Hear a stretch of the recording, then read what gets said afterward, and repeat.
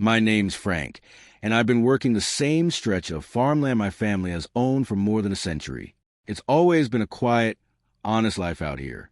Or at least it was, right up until they built that brand new housing development pressed tight against my property line. Overnight, I had neighbors, and not the friendly sort who show up with a casserole and ask to borrow a cup of sugar. No, these were HOA neighbors, the Homeowners Association type, and along with the HOA came Karen. Now, that development only has one entrance and one exit. It's a winding little road that adds maybe 5 minutes to your trip before you hit the main highway. But Karen, who lived in the oversized corner house at the front, decided 5 minutes was simply unacceptable. She figured out that if she cut diagonally across the corner of my hayfield, she could skip the bend and be on the main road in a flash. The first time it happened, I was out on my tractor.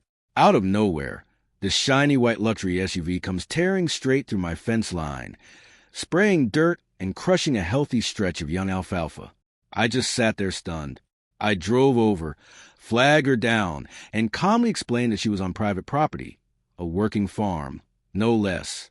She smiled like I complimented her, gave a tiny wave, and said, "Oh, I'm just cutting through. It's fine." Then she drove off. It was not fine. I spent the rest of that afternoon repairing the fence she'd busted through. The very next day, same time, here she comes again. This time I was ready. I stood right in her makeshift path, arms folded. She slowed, cracked her window just enough to speak, and said, "Can you move? You're blocking my shortcut." I kept my voice steady. "Ma'am, this isn't a road.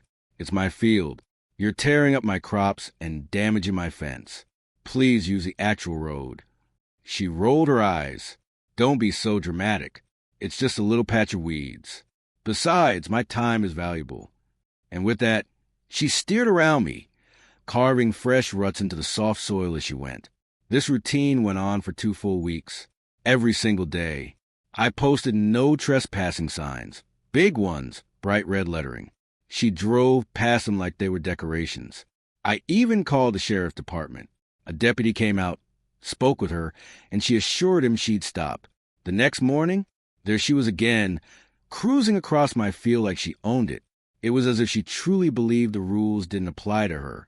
By then, I was at the end of my patience. It wasn't just about the damage anymore. It was about principle. This land is my livelihood, my heritage, and she was treating it like her personal driveway. I knew I had to handle it, but carefully. I wasn't about to do anything that would land me in trouble. The law was technically on my side, yet it wasn't stopping her. That's when I remembered the old irrigation ditch. Years back, we had a narrow ditch running along that edge of property to water the crops. We'd upgraded the system and filled it in, but the soil there always stayed softer than the rest, holding water longer after a heavy rain. And sure enough, the forecast was calling for a major storm that weekend. That's when the idea came to me. A beautiful, muddy idea. Saturday morning, I fired up the backhoe. I didn't dig some dangerous crater or anything reckless. I simply restored the old irrigation ditch, a trench about 3 feet wide and maybe 4 feet deep, running exactly along the track she'd worn into my field. Completely legal, entirely on my land. Just a bit of routine land management ahead of spring rains. I made sure it blended naturally into the landscape. Then the storm hit. It poured all Saturday night and most of Sunday morning. A real gully washer. The kind of rain that turns topsoil into thick sludge. My freshly dug trench filled up perfectly, not just with rainwater, but with runoff from the entire field. What formed looked harmless enough, like a shallow puddle. But underneath, it was a deep, soupy quagmire. Monday morning dawned bright and clear. I poured myself a large cup of coffee, settled onto my porch, and waited. I didn't wait long. Right on schedule at 8:15 a.m., I saw sunlight flash off that white SUV as it veered off the pavement. She didn't hesitate. She spotted the puddle and clearly assumed she could splash right through it. Watching what happened next was something special. The front tires hit the trench, and the SUV pitched forward like it had stepped off a cliff. Mud and water exploded 10 feet into the air.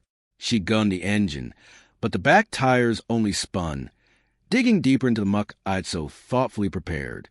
The front end sank nearly to the headlights. She was stuck. Properly, thoroughly stuck. I gave about 10 minutes, listening to the engine whine, before I wandered over with my coffee.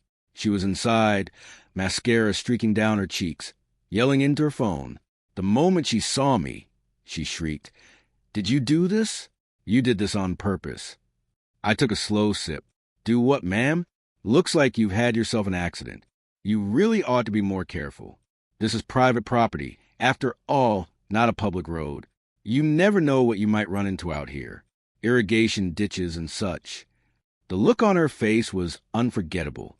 Pure fury tangled with the sudden realization that she had no one to blame but herself. She started ranting about lawsuits and how I'd pay for this. I just smiled. "Ma'am, you're trespassing, and it appears you're going to need a tow. A big one. Pulling a vehicle out of a mud pit like that won't be cheap. Best of luck." With that, I turned and headed back to my porch to finish my coffee. It took the tow truck more than 3 hours to drag her SUV out. By the time they finished, it was coated in mud and scraped up good. I heard later the bill was astronomical. And the finest part? She never once cut across my field again. Sometimes folks have to learn lessons the hard way. And I'll tell you what, that was the most satisfying cup of coffee I've ever had. Thanks for listening to my story. If you enjoyed it, hit that like button and subscribe for more tales from the farm. I'll see you next time.